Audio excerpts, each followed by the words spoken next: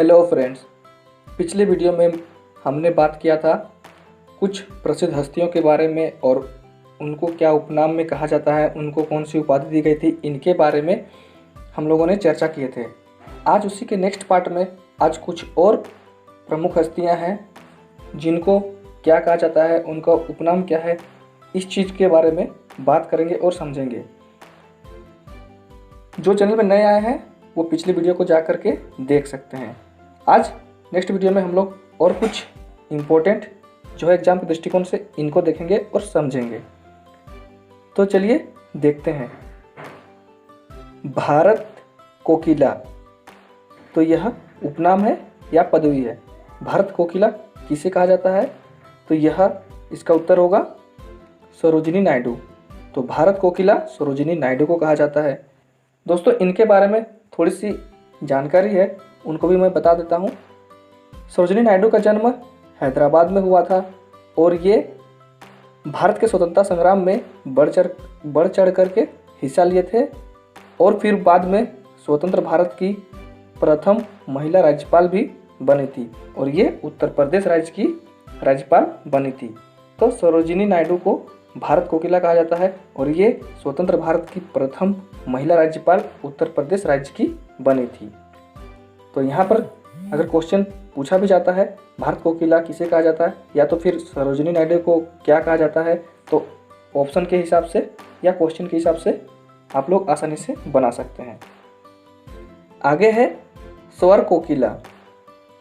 तो स्वर कोकिला लता मंगेशकर को कहा जाता है और इसके बारे में थोड़ी जानकारी है और वह है कि इनका जन्म वर्तमान के मध्य प्रदेश राज्य के इंदौर शहर में हुआ था और ये भारतीय सिनेमा में पार्श्व गायन का काम करती हैं, अभी तक कर रही हैं और इनका जो भारतीय सिनेमा में योगदान है बहुत महत्वपूर्ण है।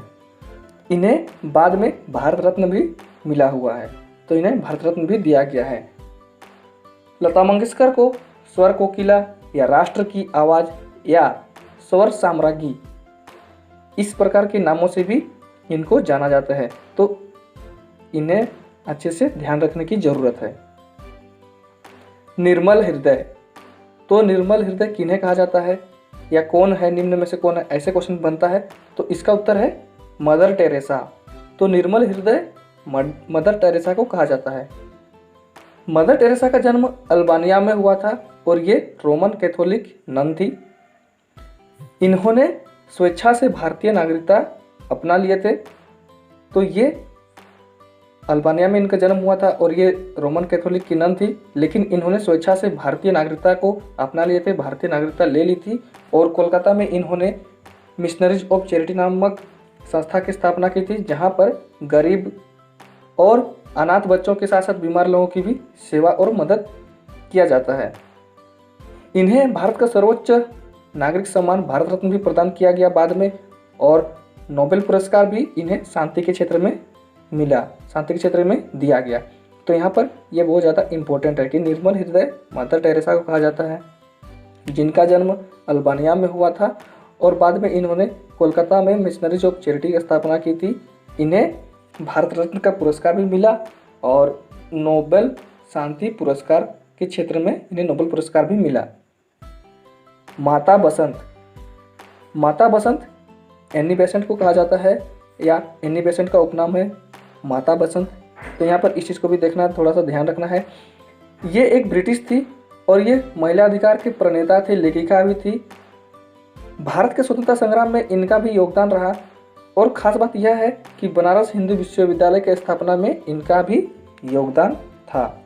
तो माता बसंत एनी बेसेंट को कहा जाता है और बनारस हिंदू विश्वविद्यालय की स्थापना में इनका भी हाथ रहा था। तो यहाँ पर इस चीज़ को भी ध्यान रखना है।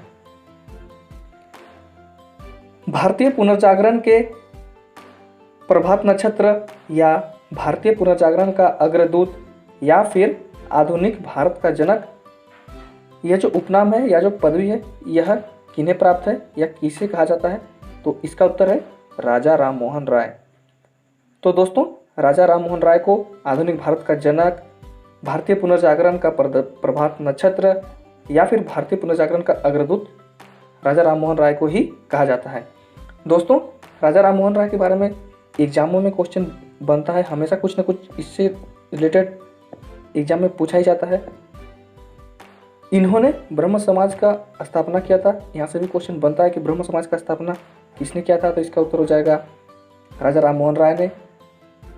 ये सामाजिक सुधार आंदोलन के प्रणेता थे और बंगाल में नवजागरण युग के पितामह भी थे और इन्हीं के द्वारा भारत में सती प्रथा का अंत कराया गया। तो यहाँ पर इस चीज़ को बहुत ज़्यादा इम्पोर्टेंट है कि ब्रह्म समाज की स्थापना किसने किया था, तो इसका भी उत्तर है राजा राममोहन राय।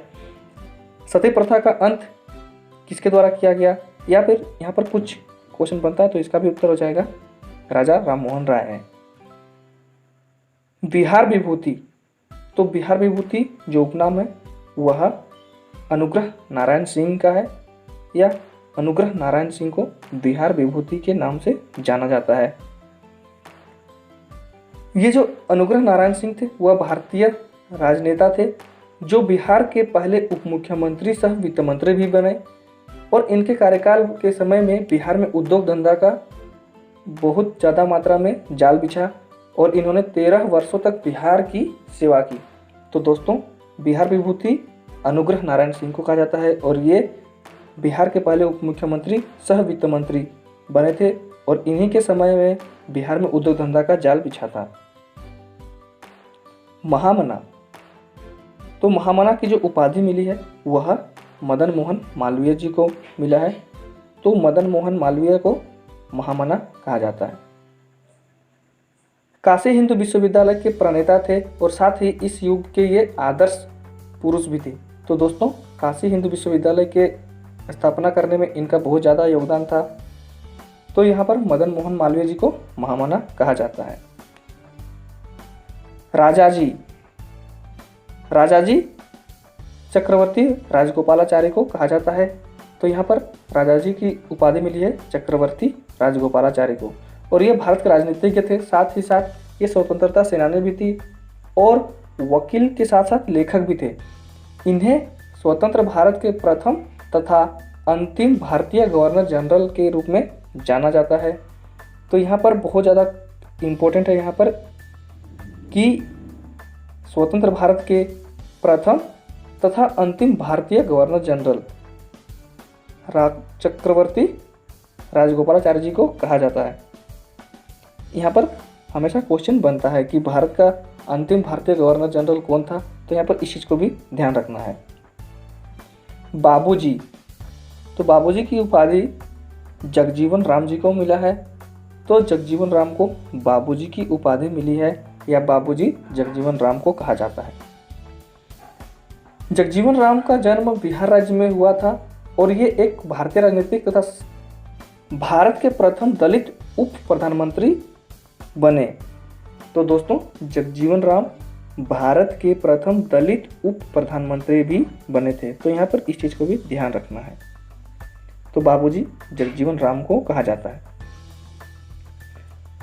तोता ए हिंद, तो दोस्तों तोता ए हिंद किसे कहा जाता है, तो इसका उत्तर है अमीर खुसरो का। तो अमीर खुसरो को तोता ए हिंद की उपाधि दी गई है और यह अमीर खुसरो पहला मुस्लिम कवि थे जिन्होंने हिंदी शब्दों का खुलकर प्रयोग किया था।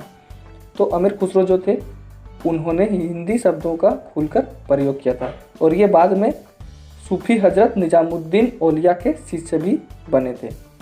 तो दोस्तों, तोता ए हिंद अमीर खुसरो को कहा जाता है। कश्मीर का अकबर, तो दोस्तों कश्मीर का अकबर जैनुल आबदीन को कहा जाता है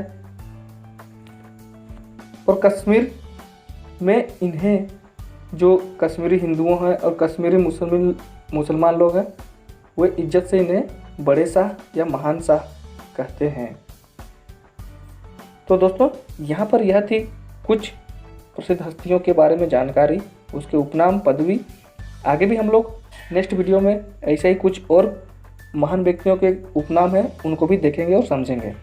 और इन सबों से अगर क्वेश्चन बनता है, क्वेश्चन पूछा जाता है तो आसानी से बना सकते हैं और अच्छे मार्क्स प्राप्त कर सकते हैं। थैंक यू दोस्तों।